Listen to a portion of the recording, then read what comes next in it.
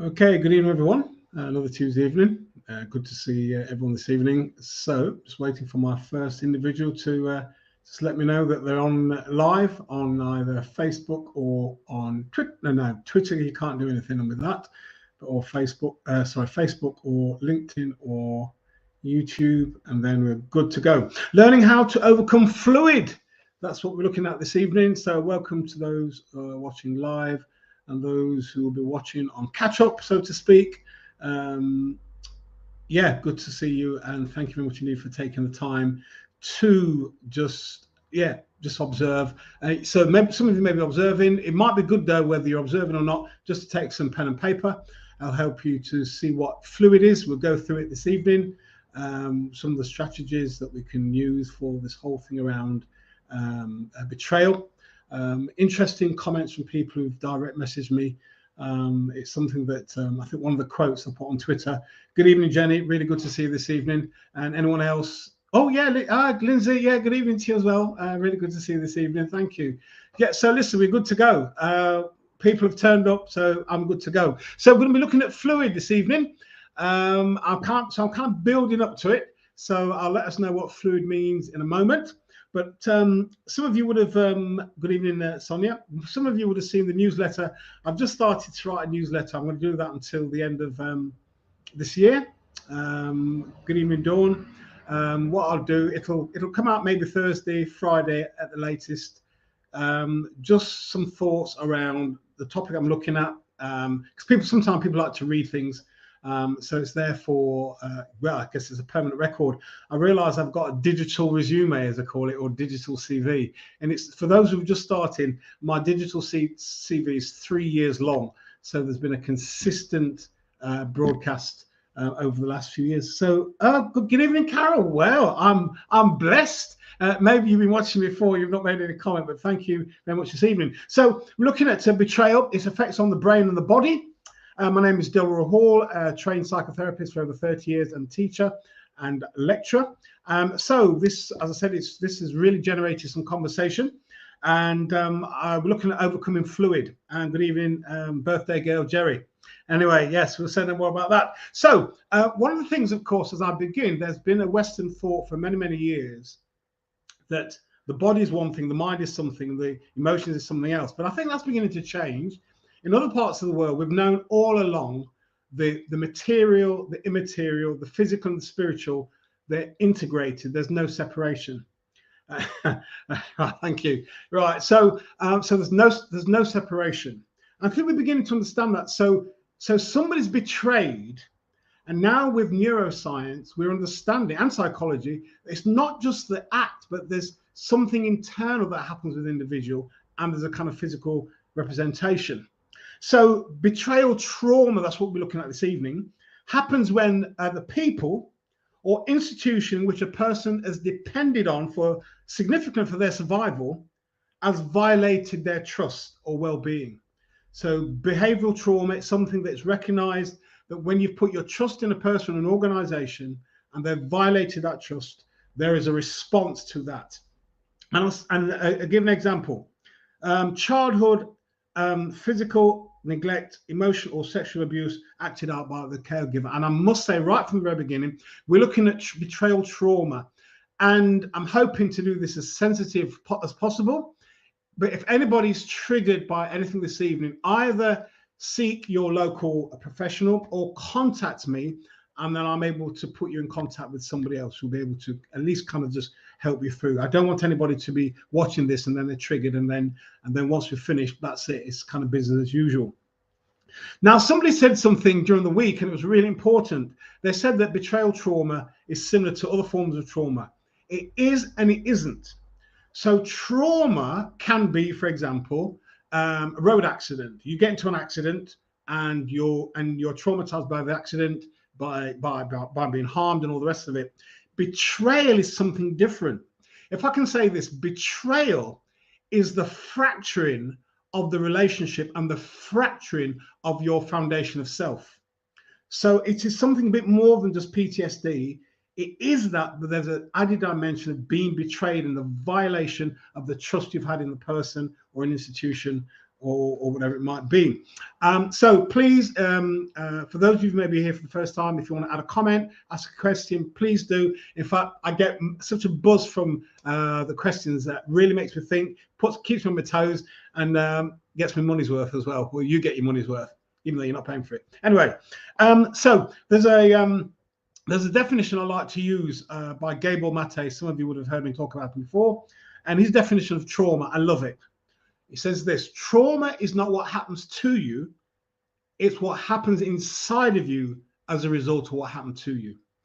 So when somebody has been betrayed, traumatized by the betrayal, we might see the action, but we don't see the internal processes that has gone all haywire. And that's where a lot of the problems are caused.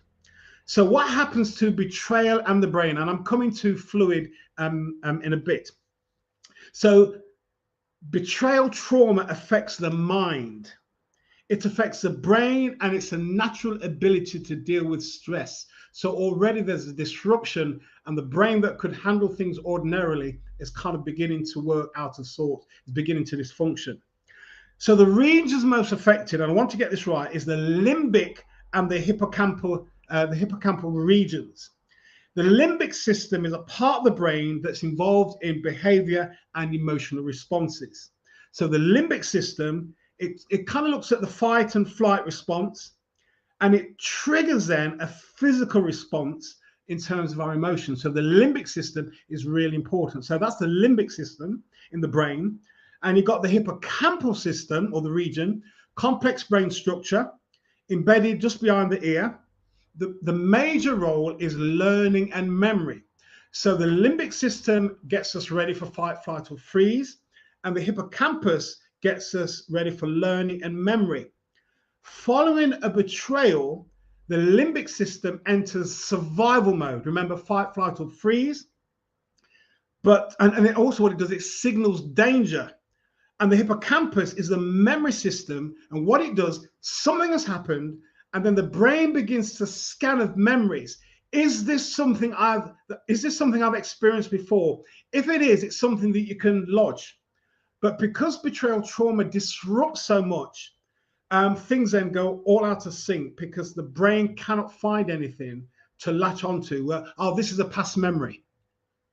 So bereavement trauma, significant brain disruption.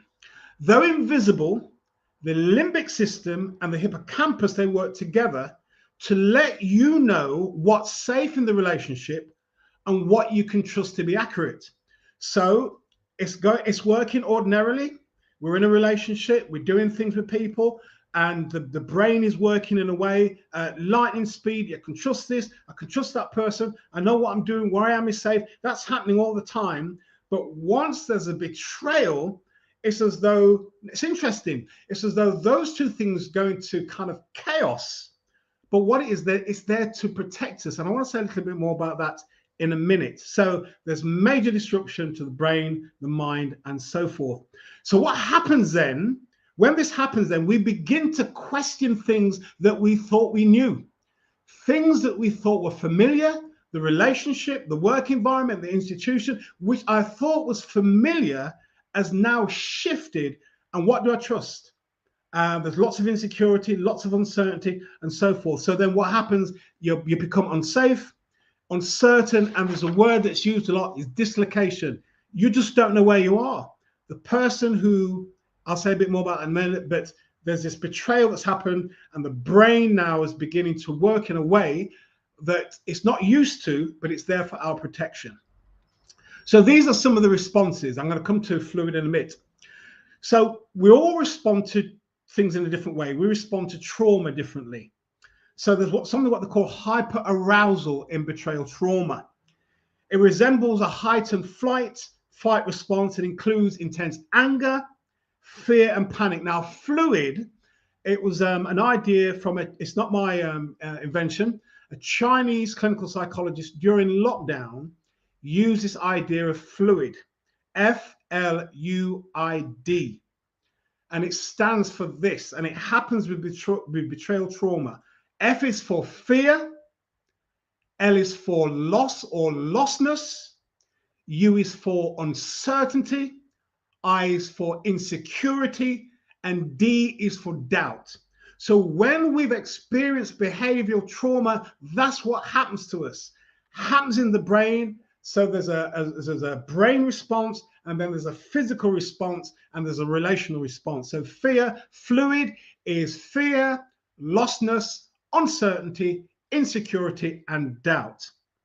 Okay, so there's hyperarousal, then hypoarousal is a disconnection with the body, and there's almost like there's a brain fog. So you've got this stuff going on. There's anger, there's fear, there's panic, but also at the same time there is a kind of disconnection from the body. There's a brain fog, there's a disassociation, which again is a form of survival, and there's numbness. So we can see that this betrayal trauma really has major effects on people. And I'm just jumping ahead a little bit, but you can imagine, it is said betrayal trauma takes anything between 18 months to 3 years to fully recover, because there's been a shattering of our foundation in the relationship and a shattering of the foundation of our sense of self. So these are some of the kind of physical, the psychological aspects of what happens with betrayal trauma. Intrusive thoughts. So we start thinking things, and we're trying to stop these negative thoughts, but they're just there all the time. We want to go to bed, we want some quietness, and these thoughts are just coming into our mind all the time. And the thoughts itself make us quite scared and vulnerable and frightened. There's paranoia, a sense of inadequacy. I spoke about shame in the write-up, but also there's something about when it happens. If somebody says to you, "What happened?" You say, "I don't know. I can't explain it." You know that something has happened. And some of us have been in that situation before. There's a proper term for it, alexithymia, which means that you lack the language to describe what's taken place. And sometimes someone can say to you, "What's happened?" And you say, "I don't know. I can't explain it." Again, that's the brain kind of either going in overdrive or shutting down. You can't think rationally. What has happened to you is so unfamiliar. You're still trying to find out, or the brain is still trying to find out, scanning. Is this a memory? Has this happened before? And no, and there's nowhere for it to kind of lodge. It's a kind of frightening time for people. There's another, and a part of this, of course, is that when we have betrayal trauma, then we don't trust other people. It's then who do we trust? And then there's almost like a detachment from reality. This kind of goes on. And I've not seen any statistics, but I just wonder how many, I think I said it in the first session, how many days are lost because of betrayal. It might be down as stress, hypertension, workplace conflict, but I just wonder in all those categories, how much betrayal has been a part of people ending up on long-term sick or being away from work. I just wonder how many times it's happened. There's something else that I wrote about in the article, which is really kind of, I've seen it, and it's kind of difficult to work with. Emotional or psychological blindness. In the face of evidence, individuals will downplay what has taken place or what is taking place in the relationship. And you might think, well, Delroy, well, it's clear, it's obvious. But what they're doing, because they are so dependent on this relationship for survival, and you put things to them, they downplay it. And it's really difficult for somebody to kind of break free from that relationship, because what they're doing, it's a form of survival mechanism, and almost as though I'm in this relationship, and in some cases, better the devil I know than the one I don't. And can I really function outside of this relationship? So people sometimes will say, "Oh, it's not as bad as all that, and yeah, he did that, she did this, but actually it's not all that bad." Even workplaces can be treating people really bad, but we're so committed to the workplace and so forth, and we don't make any move until we're ready to hear the information. And sometimes as a therapist, you have to wait weeks and sometimes months until somebody's at the place where they can see what's happening and then they can start to make a move to get out of the relationship, to leave the workplace. But sometimes it's really difficult, and part of the work as a therapist is exercising patience, because the person is not ready to see it until they're ready to see it.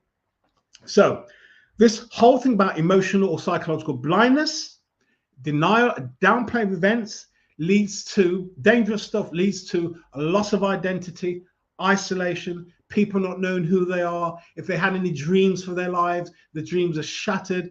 It's almost they come in a kind of living vegetative state, that they're in this kind of difficult relationship, but they downplay and they need to remain in it to survive. So how do we heal then in terms of learning to overcome fear, lostness, uncertainty, insecurity, and doubt? As you can see already, it's not an overnight thing. It's not a Radox bath. If I don't know if they still do Radox. I might be giving my age away. It's going to take a lot longer than that. So I said between 18 months to 3 years. You cannot rush the healing.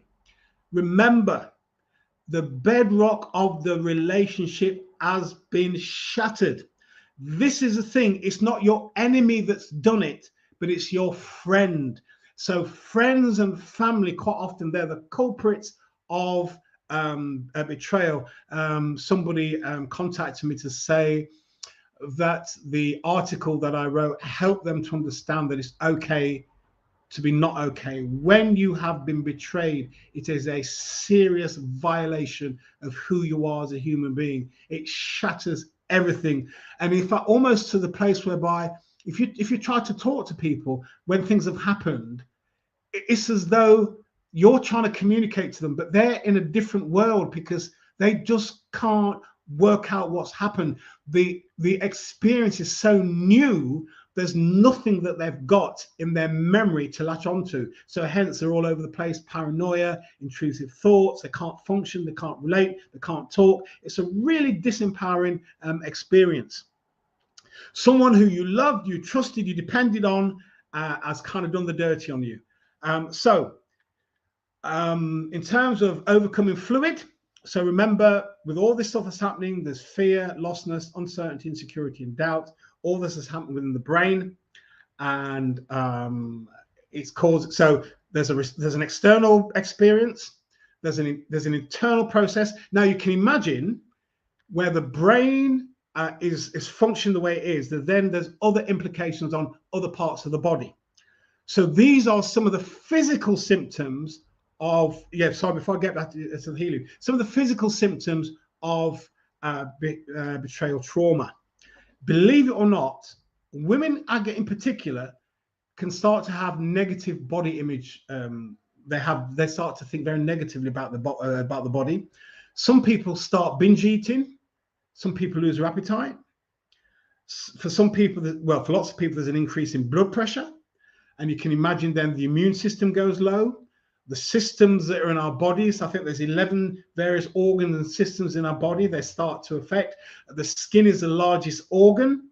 And when people have been traumatized, and if it's been over an extended period of time, the skin starts to get tight. It loses its suppleness. It gets really, really dry.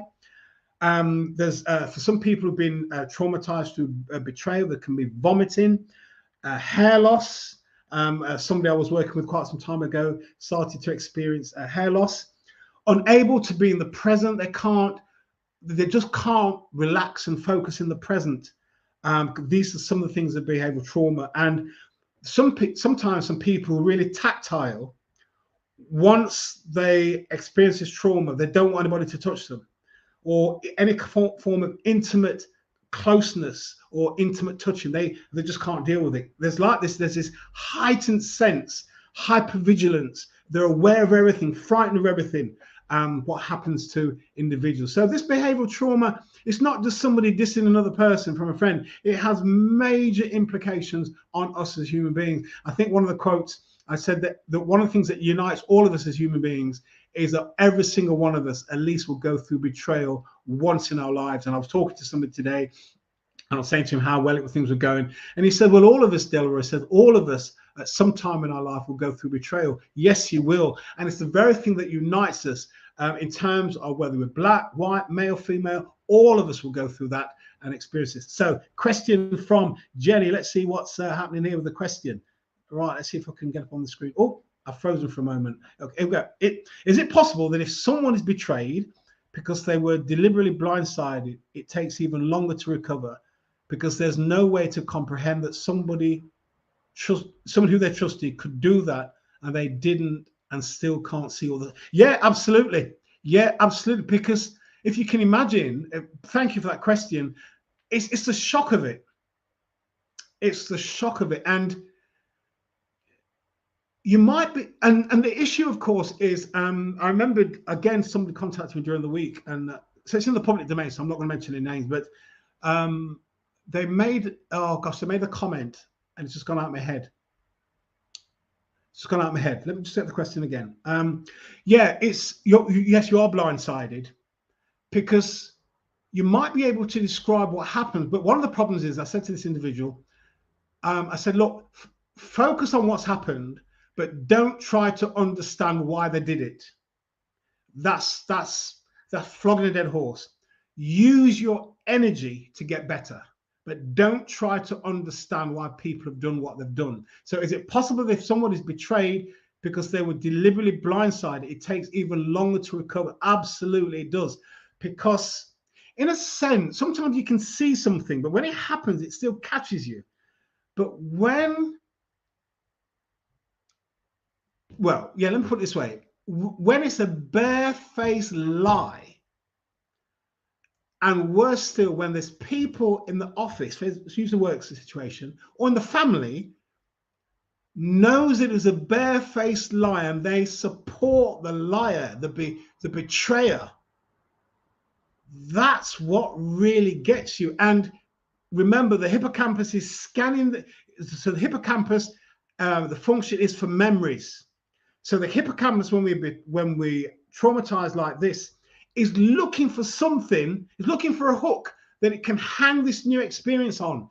And there's no hook to hang it on. So you're in a real tizwas.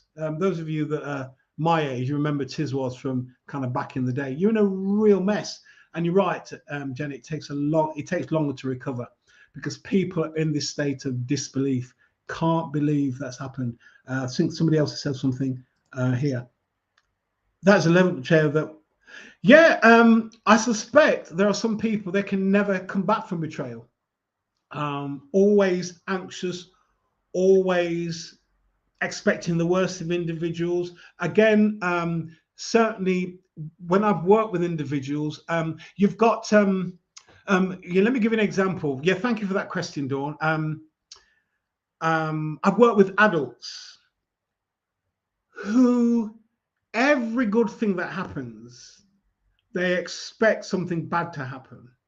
And what they do quite often, they sabotage the situation. So this is where some of that can come from. And you wouldn't think that parents would do this, but they do it. So I remember one person, he was invited to a party, young kid, and talking to his parents. You know what kids are like, partying, all that. It's coming up. Yeah, going to the party. On the day, want to go to the party, you're not going to the party. No reason given, you're not going. That just needs to happen 2 or 3 times to a child. And then they learn not to expect anything, because if you do, there's going to be a disappointment. And you can have adults who are really successful, but behind the success is looking for disaster to happen, looking for disappointment. That happens in relationships, happens more so with women, but happens with men as well. That women who have a particular view about themselves get into good relationships, and as soon as the relationships get close, they then sabotage the relationship. And quite often they won't see it as that, but it's been a form of betrayal from parents quite often in the home, or even past relationships. Somebody gets close and they're pushed away. And then what they'll say, see, I told you, nobody wants me. But because you don't want to be hurt again, you end the relationship by pushing the person away. And part of the work is trying to understand, where has this behavior come from? And this behavior has come about through surviving. You push people away because you don't want to be hurt again. So before they end it with you, and they might not want to end it with you, you push people away to to protect yourself. Happens all the time. So for some people, they can't come back from betrayal. And, you know, I've known people who entered into marriages, and for the first few, when I say few years, 10, 15, 20 years, the issue of trust in the relationship, it's hard fought for. It takes time. And God bless the person who stayed with the individual through the rough and the smooth until after 15, 20 years, the woman or the man has learned to trust the individual because, you know, they've found themselves dependable. So the thing of trust, I just want to say that quite quickly. Trust. So the building blocks of trust is honesty. Well, there's loads of building blocks: honesty, reliability. You're as good as your word. Competent, understanding, your character, predictability. All these things come together to develop this thing that we call trust. And once it's broken, betrayed, shattered, fractured, whatever word we want to use, it's really, really difficult to kind of get back. And some people, I suspect, as Dawn has rightly said, never ever recover. So in terms of recovery, again, it's in the newsletter. Certainly acknowledge, but don't avoid. Acknowledge what's taken place. That's the starting point. Even if you don't understand it, acknowledge what has taken place. You've got to find out what triggers you. Is it going back to the office? You're seeing the person, seeing the office, and in some organizations, if it's a large organization, the person literally cannot go back to the office. So they then have to be redeployed, or if the organization is big enough, they then have to relocate. That's how it can happen to some people, because they walk into the office, their body tenses up, and forever they're there. They cannot be productive as they once was. So if the organization is big enough, then people then are relocated. If you have been betrayed by poor management and all the rest of it, you can't really go back to that environment because you haven't got the support from management, what you need to kind of for you to recover. So the only thing you've got thing to do really is to find out employment either in another department or in another organization. So also naming the emotions is really important. One of the things I want to say about emotions, especially unpleasant ones or painful ones, part of the skill of not allowing unpleasant emotions to dominate you is being able to talk about them.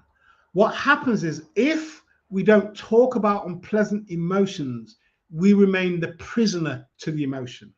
But once we start talking about it, it kind of frees us up, so we're able to talk freely about the situation. So here's another comment, I think, from Janet. Yeah, it can happen when there are leaders, institutions that uphold certain standards or values, but are deliberately abusing others. Absolutely. Oh, dear me.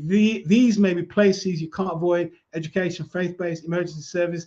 Yeah, do you know what? I'll be honest with you. Thank you for that, Jenny. Absolutely correct. I'll be honest with you, for those of you that are listening, either live or catch up, I don't think I can do a series on betrayal without looking at spiritual betrayal. It's rife.